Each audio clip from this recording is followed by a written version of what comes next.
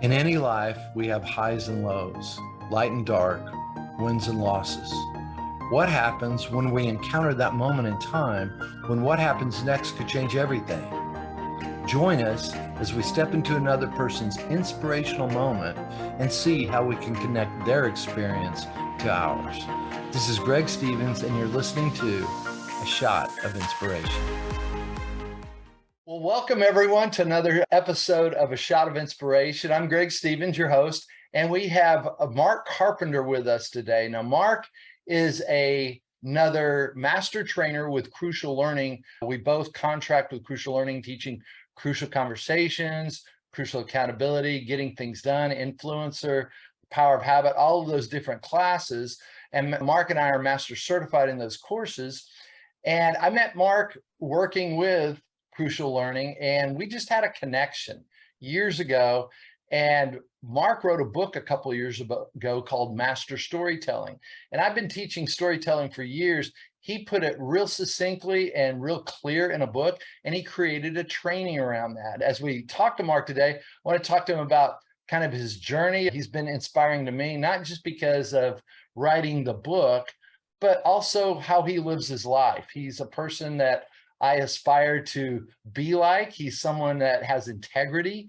And I think he's also has amazing stories. He better have if he has a book called Master Storytelling. I want to say thank you for joining us. And Mark, it's really good to have you here with us today. Thanks for coming on.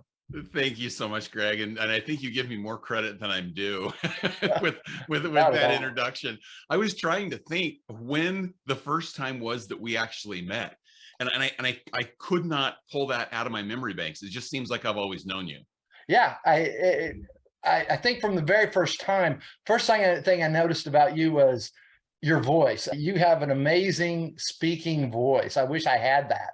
I'm one of those, when I hear myself talk, I'm like, that's just terrible. Why would I ever want to put a podcast on? Well, it's really about your stories, so I don't have to talk as much, but I love the voice that you have. You can do any type of voiceover, but we just had a connection. We sat and it was easy. Some friendships just happen and they're easy.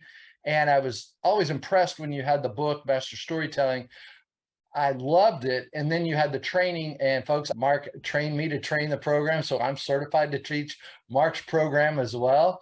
And you can also go to alignment-resources.com and actually set up times to have Mark's program brought into your organization or any group that you would love to have, because your book is amazing, not just for, most people say storytelling. Why would you want to tell stories? Let's talk about that. Why did you write a book called Master Storytelling? What was it that pulled you in to write this book? Yeah. And so before I get to that, I want to make a comment about the voice, because you're talking about how you don't really like the sound of your voice. I don't necessarily like the sound of my voice. When I hear it on recordings, I go, ooh, I cringe at that too. And that's just one of those personal things. I think it's because it sounds different inside of our heads than it does when it's coming across as recording. But I've learned to embrace that and just kind of live with that yeah, that's my voice. That's what I've got. That's the instrument that I have and that I've developed. In terms of developing the book Master Storytelling, it's kind of an oddball path that I got there. I think I've always been a storyteller. As a child, the fourth of 5 children, I had to find some way to stand out. And I think it was telling jokes and telling stories. It was being the funny one. It was trying to be the one to lighten the mood in the family too. And so storytelling was something that was fairly natural for me. The first part of my career, I worked in corporate public relations and marketing communication. And so there was a lot of storytelling use there. I needed to tell the story of the organization to its different audiences, whether that be employees or customers or investors. And so there was some storytelling built there. And then as I made this transition to my current life, where I'm doing facilitation, that also became a big emphasis in the way you teach important principles. Storytelling is a great way to teach principles. Now I'm going to fast forward a little bit. About 6 years ago, I helped a friend who wanted to write a book to get his book going. And the arrangement we made, we outlined it together. They were all his thoughts. And I said, do you want to write it and I'll edit it, or do you want me to write it and you'll edit? He said, let's have you write it. And so I basically wrote his book. And then we'd have periodic check-ins where things would smooth out. Well, I got to the end of that process and I went, yeah, now I got this little taste in my mouth for writing a book. And I've always thought maybe I'd want to write a book, but I didn't know what it was about. I still remember I was with my wife. We were on our, I think, 30th wedding anniversary trip. And we were in Florida. And I said to her as we're driving in the car, I feel like I want to write my own book now, but I don't know what to write it on. And she looks at me, and as a good spouse would, she says, oh, I know. And I'm like, what do you mean you know? How can you know if I don't know? He said, no, I got this. You need to write a book about taking everyday experiences and turning them into stories that teach principles. And my first reaction was, that's not a book. That's what people do. You just do that. He says, no, you do it naturally. And I think it's because of all that background that I just shared with you. She said, you do it naturally. It's not natural for everybody. You need to write a book to explain how to do that. And so that got the wheels turning, and I started to outline that book. And then I had a conversation with my good friend, Daryl Harmon. And long story short, we ended up co-authoring that book, and he made some great contributions to that made it what it is today. And the rest, as they say, is history. And so that's really the origin story of master storytelling and why that and how that came about. Well, that's awesome. And I really had never heard that. I've read the book, I've taken the training. Share with our audience what they could get out of the training. Who would want to even take master storytelling? What audience are you looking for when you wrote the book? Yeah, and this is something I'm working on right now, because my initial response to that is everyone. And of course, if you're marketing to everyone, you're not marketing to anyone. But think about any role that you have. And you've brought this question up a couple of times. Who would use storytelling? Who would be interested in that? Any role that you have where you need to teach, lead, sell, or inspire. If you need to do any of those four things, you need storytelling. Too often we get into leadership positions particularly, and we think, okay, I'm a leader. I got to show I'm a serious leader. I got to put the data out there. I got to put up charts and graphs to convince people of the direction that we need to go. And the reality is, you're going to be more impactful and more inspiring by telling a story of what that information actually means and how it applies to the people you're talking to than you are just sharing the information. Yeah. We have this false sense that if I just give people enough information, they'll understand what it means and they'll make the right decisions with it. Not true. If you tell a story, they will remember it better and they'll find it more credible. Yeah. And there's actually research that backs that up, that people who listen to stories find the information more credible and they'll remember more and more accurately. Yeah, because it gets into your mirroring neurons that creates that deep memory. I heard a public speaker one time say, I don't give speeches, I tell stories. Yeah. He said, stop giving speeches, tell stories. That's where people are going to connect with you. That's what they're going to take home with you. So since you've been doing this, what are some of your big insights as teaching these stories? What do you, I guess, not just your insights, but what barriers do you find that most people run into about storytelling? Yeah, I think the first one is, I don't have any interesting stories to tell. My life's too boring. There's nothing for me to create a story around. So I think that's a number one. And I'd like to just debunk that for all your listeners right now, because there is some proximity bias that's in that. I'm too close to my own life to think that it's interesting. But those little snippets of life are the ones that actually people can relate to most. The ordinary turns into the extraordinary when you can craft, what's the lesson I learned from this little experience that I had? So one of the insights that I have when people are like, but where do I find those little insight moments? Is if you're looking for experiences in your life to turn into compelling stories to teach, lead, sell, and inspire. Look for the moments when you have an emotional reaction. And it can be any kind of emotion. People think, oh, I need to be like super inspired in that moment. Not necessarily.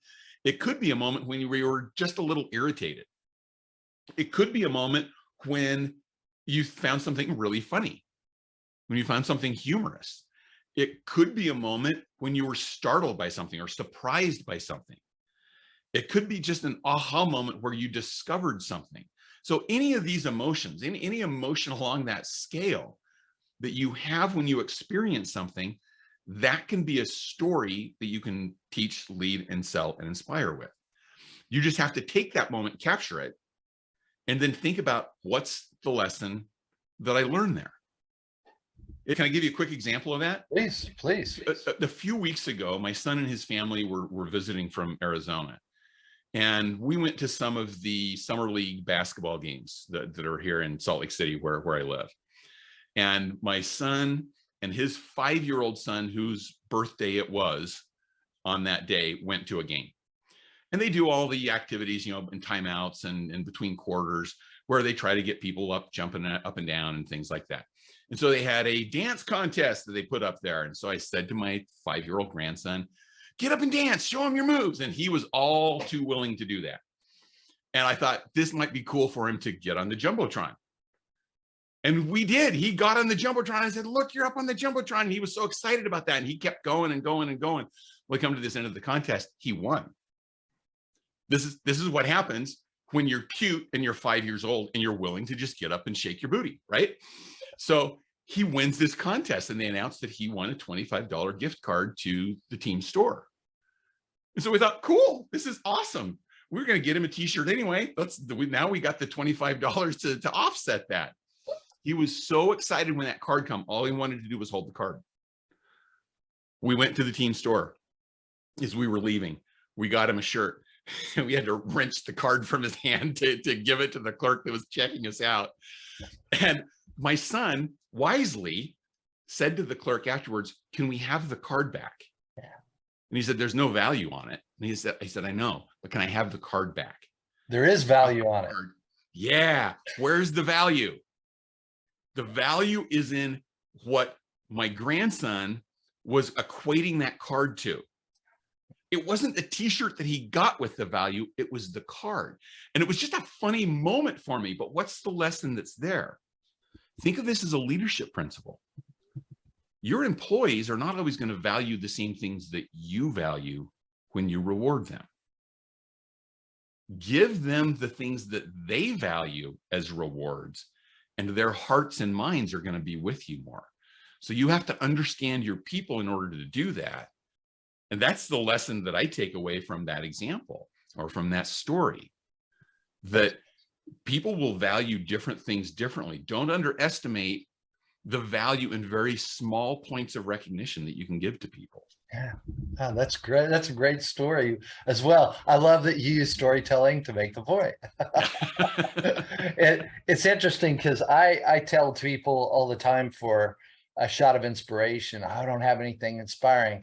I typically say, look at where the pain has been in your life. And pain is there to teach us something. And that aha moment afterwards is the inspiration. After it's the lesson. And that's what I really find about what's inspiring to me are people overcoming barriers. But those stories about overcoming that barrier, what I went through, I can relate to that. And to that point, there's a lot of times that people think, well, I need to have overcome something huge. Yeah. I need to have like conquered cancer, or, you know, overcome some family dynamic that gave me a terrible start on life. And while those are super inspiring stories, I mean, I remember people telling those stories and they're super inspiring to me. Even the little things that we overcome can be inspiring to others, because let's be real. Most of the people that you're going to talk to, that you're going to want to teach, lead, sell, or inspire by telling a story, are not going to have gone through that big thing. They will have gone through those little things too. Yeah. And that's where you can connect to them, because that's what they can relate to, because they've been there too. Thank you, Mark. What I see around storytelling it comes back also, like Brene Brown talks about being courageous. You have to be vulnerable to be courageous. To tell a really good story, I find you have to have some vulnerability. You have to have some courage to expose that part of yourself that sometimes feels uncomfortable. Some of the classes I teach, I'm kind of an open book, so I share stories that most people would never think about. But I'll go home at night after a 2-day class and I'll lay down on my hotel bed, and then this fear just rushes over me. I can't believe I said that in front of the class. Oh my gosh, why did I tell that story? But inevitably, almost every single time I have that feeling, the next morning when I get up and I go to the class, someone comes to me before the class and says, man, thank you for sharing that story. It really spoke to me. And it's like all that fear that I had just finally goes away. But I have that over and over because it's that being vulnerable. But I find the vulnerability creates the connection. Yeah, you're spot on, right on with that. And it's in that vulnerability that you do connect with other people, because they've experienced that too. They've been there too. Yeah. You were talking about barriers that people have in storytelling. And I think that's one of them too, is that they feel like I need to be the hero of every story. And it's like, well, no, because I made a mistake there. That's not going to work. Oh, I made a mistake there. That's not going to work. No, those are the best stories to tell, because we've all made mistakes. Yeah. And it's the overcoming those mistakes or learning from those mistakes. Because sometimes it's not even that you came out victorious in this problem. Sometimes it's, what did I learn from that maybe I can do better next time? Yeah. And again, they can be super simple things. I often tell a story, speaking of the stories about our mistakes. I tell a story about driving to the airport here in Salt Lake City. And it's a Sunday afternoon, fairly light traffic. And I realized a couple of times I was going a little fast with the flow of other people that were out there, but a little fast. I'm about 3 miles from the airport. I look in my rearview mirror and there's a highway patrolman behind me. Now, what's the first thought that pops into my head when I see that highway patrolman behind me? I'm in trouble. I'm going to get pulled over. Going to get pulled over. Yeah. And then, of course, that doubles up on itself and goes into, it's going to make me late for my flight. He's going to make this a miserable day. It's going to cost me money. I never get out of these things with just a warning. And then I thought, okay, wait. Maybe he's not going to pull, his lights aren't on. So he's maybe not pulling me over. And so I just pulled over a lane to the right. Well, the police car pulls over in the lane behind me. So what does this do to the story that's going on in my head? Oh, okay, now I'm right. He's after me. He's just going to make my life miserable. I wasn't going as fast as other people. And I start like building my argument that I'm going to make with the police officer in my head. And I'm getting bugged about it. Well, I get into the exit only lane that goes off to the airport. Policeman gets right behind me. And I'm like, oh, he must be like checking to see if I'm some super criminal. He's running my license plate number and all this stuff, before he pulls me over. And so I'm just building up my emotional negative energy around this. I make the turn that goes off to the airport and the road splits. One road goes to the airport, the other goes off onto I-80. I go out to the airport, the policeman goes off onto I-80. He wasn't following me. He just happened to be going the same direction that I was. Right. And I tell that story to say, who worked me up? Yeah. Me. Right. But just because of these jumping to conclusions that I had in my head. And I tell that story to teach the impact of the negative conclusions that we will draw on just the heartbeat. Right. And who does it impact? Not the police officer. Right. It's just me. Right. And so that's not a huge failure. It's not a huge success. It's a moment where I did something stupid, but there's a lesson that I learned from it. And I could look back at that. I captured that because of the emotion that I felt in that moment. Right. I knew there was a lesson there because of the emotion that I felt in that moment. But what I also love about that, you didn't share the joy you experienced when he went the other way. Well, and it's funny because I didn't experience any joy. What I experienced was a Homer Simpson moment where I went, oh, what am I doing? I know better than that. Okay. And so rather than joy, it was more of a head slap kind of moment where I realized that was so stupid of me to do that. See, that's where I differ. I would have had the joy conversation for me. It was just like, oh, I'm so happy now. Yeah, for me, it was just one of those, oh, I cannot believe you went there. You know better than that. That brings another point about the story. You tell one thing and someone else hears something different, or they get something out of it. One of the things I love about Scott Robley, I heard him, I watched him do a class one time, and I use this now. He says at the beginning of class, more important than anything I'm going to say today is what you're going to hear. And he said, take what resonates for you, dive into that, question that, and we'll engage with that. And I love that, because many times I'm telling a story, I'm going this way, but it creates a completely different point for someone else. Yep. And stories can do that too. One of the things that I always counsel people is be really clear on the point that you want to make with that story. Right. Because we all have slightly different backgrounds. We all have similar types of experiences in life. We all have slightly different backgrounds. And so people can interpret things slightly different ways. Right. So don't just tell the story and assume they got the point that you wanted them to make.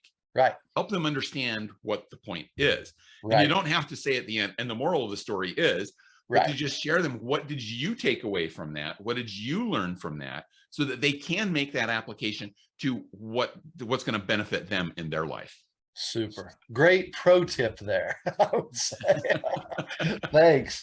So let me ask you, what is your greatest joy around having your book, having your training around it, seeing the breakthroughs that people have? What's your greatest joy around that? I think my greatest joy is hearing people say, this made a difference for me. It made a difference. Yeah. Give me an example of one that just pops up for you.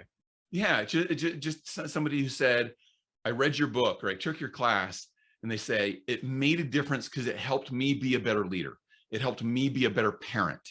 It helped me be a better friend. And if I can contribute positively to other people's lives, that's my greatest joy.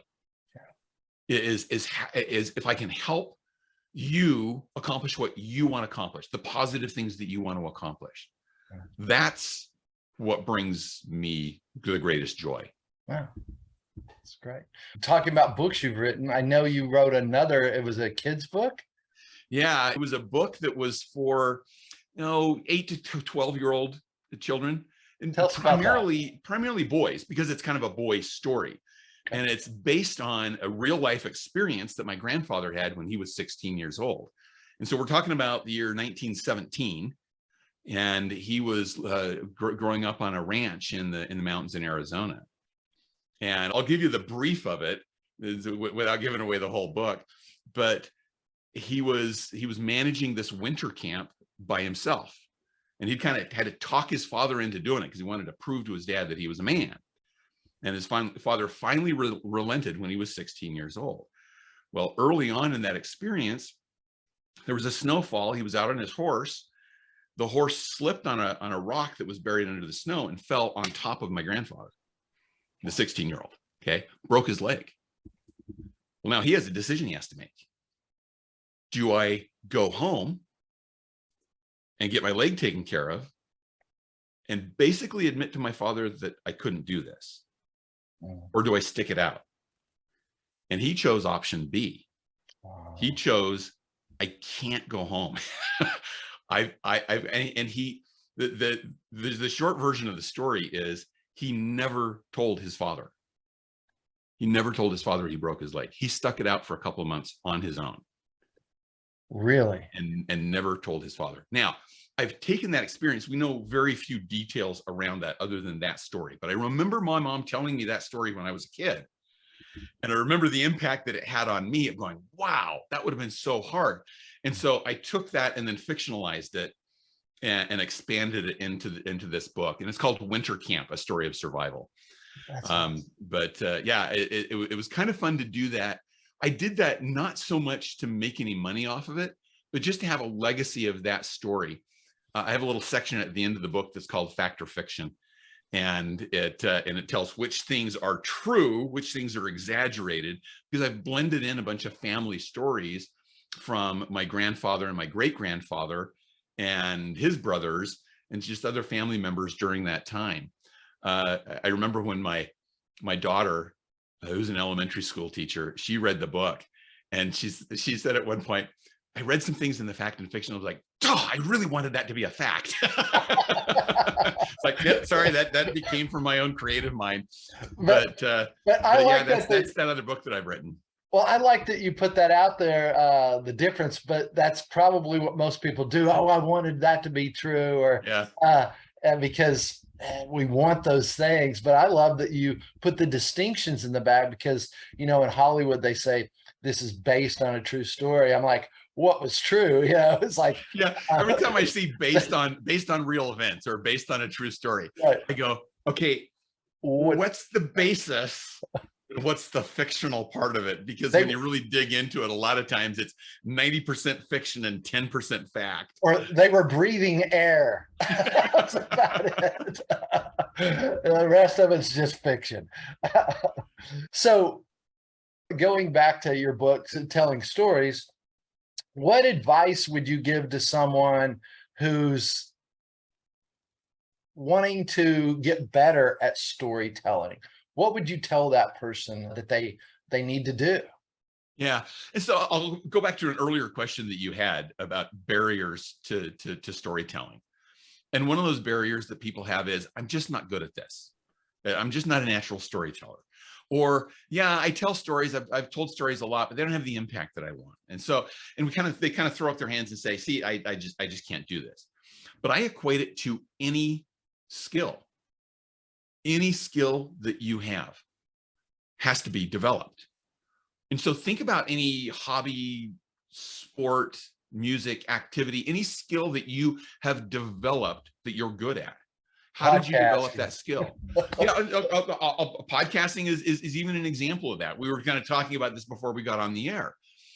What does it take to get better? Well, first, you got to get some guidance.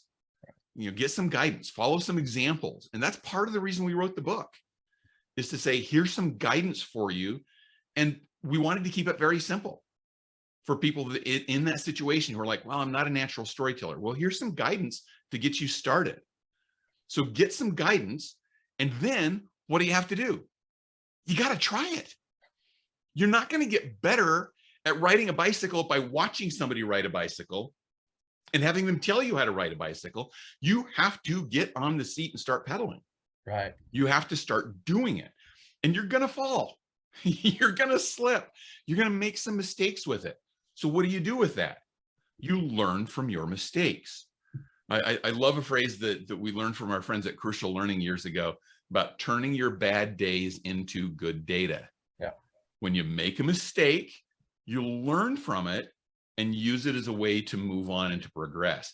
Don't use it as a point of discouragement, but use it as a point of reference for you to get better at that skill. And the same thing is going to apply to storytelling.